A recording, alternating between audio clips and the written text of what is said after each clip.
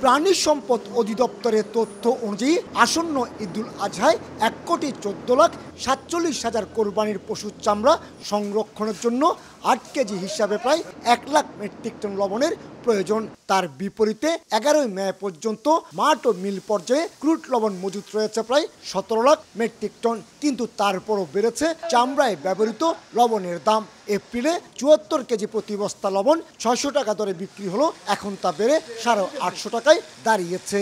চামড়াটা তো আপাতত আপনার একটু নিয়ন্ত্রণ একটু আছে, আগের থেকে একটু কমের দিকে আছে, কেন বুঝি নাই। তবে চামড়ার কোনো চাহিদা নেই। 17 মাসে আপনার বৃষ্টি বাদল ছিল, তখন আপনার বাজারটা একটু বাড়ছিল। কক্সবাজারের টেকনাফ, উখিয়া, চকরিয়া, পেকুয়া, মহেশখালী, কুতুবদিয়া এবং চট্টগ্রামের বাঁশখালীতে লবণের ক্রুড উৎপাদন হয়ে থাকে। পরবর্তীতে সে ক্রুড নিয়ে আসা হয় চট্টগ্রামের বিভিন্ন মিলে।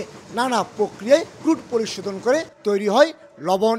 মাঠের কৃষকেরা উৎপাদিত ক্রুড ছেড়ে দিল মধ্যস্বত্বভোগীরাই সে ক্রুড কিনে মাটির নিচে মজুত করেছে বলে অভিযোগ মিল মালিকদের। যেখানে লবণ উৎপাদন হয় সেখানে জমিদার এবং দালাল শ্রেণী কিছু আছে, আর কিছু টাকার মালিক আছে যারা আইডেল টাকাগুলো রাখবে কোথায়, লবণ কিনে তারা রেখে দেয়।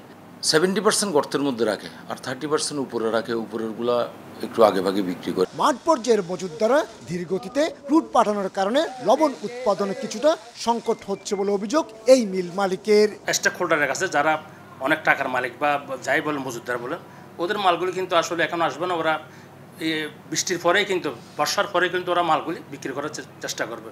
বিসিক একমাত্র পরে ওদের কাছ থেকে ওইখানে যদি তদারকি করে, মাঠ পর্যায়ে তদারকি করে যদি ওই মালগুলি আনার ব্যবস্থা করে দেয় মিল পর্যায়ে, তাইলে মালের দাম বাড়ার কোনো সম্ভাবনাই নেই।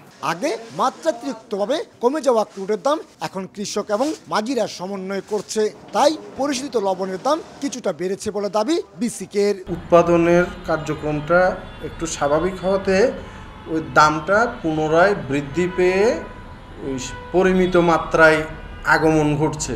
এই জন্য এটাকে হুট করে আমরা ভাবছি যে লবণের দাম বৃদ্ধি পাচ্ছে।